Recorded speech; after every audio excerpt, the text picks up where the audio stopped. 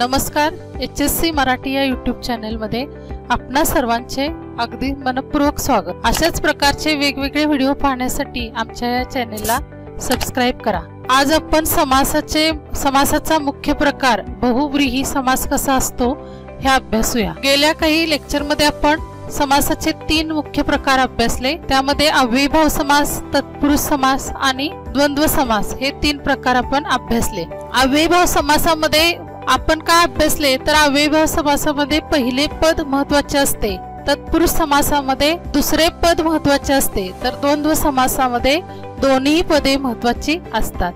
तर हा जो चौथा प्रकार आहे बहुव्रीही समास हा कसा असतो हे आपण अभ्यासूया। तर बहुव्रीही समासामध्ये काय लक्षात ठेवायचं आहे तर दोन्ही पदांशिवाय तिसऱ्याच पदाचा जर बोध होत असेल तर त्या समासाला म्हणायचे बहुव्रीही समास। तर आपण सुरुवातीला काही उदाहरणे बघूया म्हणजे तुमच्या लक्षात येईल। उदाहरणे बघा। पहिले उदाहरण, कृष्णा हा माझा सहाध्यायी आहे। दुसरे उदाहरण बघा, काल रात्री आमच्या परिसरात नीरव शांतता होती। तिसरे उदाहरण, रावणाला दशमुख असेही संबोधले जाते। या ठिकाणी हे जे वेगळ्या रंगाने दाखवलेले शब्द आहेत सहाध्यायी, नीरव, दशमुख हे शब्द काय आहेत बहुव्रीही समासाची उदाहरणे आहेत। आपण याचा सुरुवातीला विग्रह बघूया म्हणजे तुमच्या लक्षात येईल। विग्रह बघा। पहिला शब्द बघा सहाध्यायी, जो माझ्यासह अध्ययन करतो असा तो म्हणजे कोण कृष्णा। दुसरे उदाहरण बघा, नीरव, नीरव म्हणजे काय अजिबात आवाज नाही अशी शांतता। तिसरे उदाहरण दशमुख, 10 तोंड आहेत असा तो म्हणजे कोण रावण। आता याची वैशिष्ट्ये बघूया म्हणजे तुमच्या लक्षात येईल। आणि वैशिष्ट्ये बघत असताना आपण काय करूया सुरुवातीला उदाहरणाकडून वैशिष्ट्याकडे जाऊया। उदाहरणे बघूया आपण। उदाहरण पहिले बघा, निष्कलंक। निष्कलंकचा विग्रह कसा होईल, नाही कलंक ज्याला अशी ती व्यक्ती। व्यक्ती हे काय या ठिकाणी तिसरे पद निर्माण झालेले आहे। दुसरे उदाहरण बघा, नीलकंठ। याचा विग्रह कसा होईल, निळा आहे कंठ ज्याचा असा तो म्हणजे कोण शंकर। या ठिकाणी लक्षात घ्या की व्यक्ती आणि शंकर हे तिसरे पद निर्माण झालेले आहे म्हणजे या समासामध्ये दोन्ही पदांच्या व्यतिरिक्त तिसरे पद निर्माण होते। आता याची वैशिष्ट्ये आपण समजून घेऊया।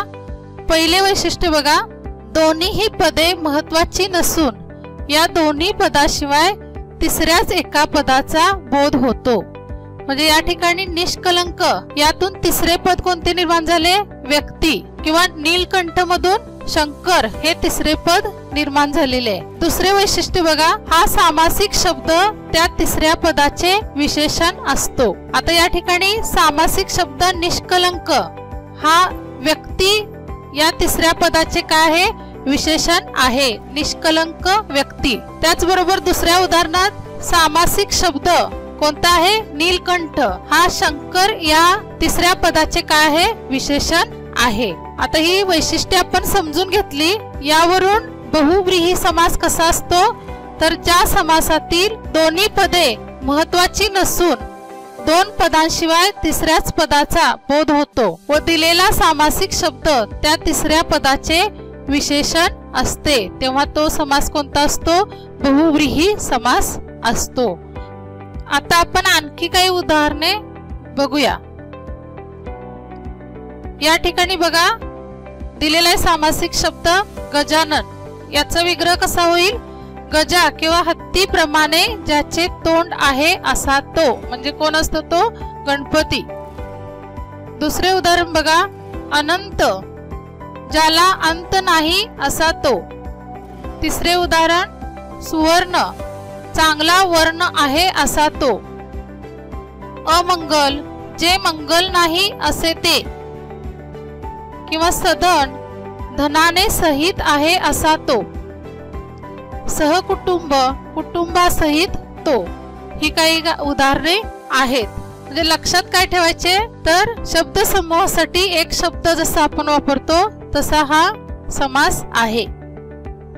आता आपण पाठ्यपुस्तकात हा जो चार्ट दिलेला आहे तो भरून घेऊया। काही ठिकाणी आपल्याला सामासिक शब्द दिलेला आहे, काही ठिकाणी विग्रह दिलेला आहे। ज्या ठिकाणी विग्रह दिलेला आहे त्या ठिकाणी सामासिक शब्द भरायचा आहे आणि ज्या ठिकाणी सामासिक शब्द दिलेला आहे त्या ठिकाणी आपल्याला त्याचा विग्रह करायचा आहे। आता 1 नंबर बघा, आपल्याला विग्रह दिलेला आहे, निघून गेले आहेत प्राण ज्याचे असा तो। या ठिकाणी सामासिक शब्द कोणता येईल?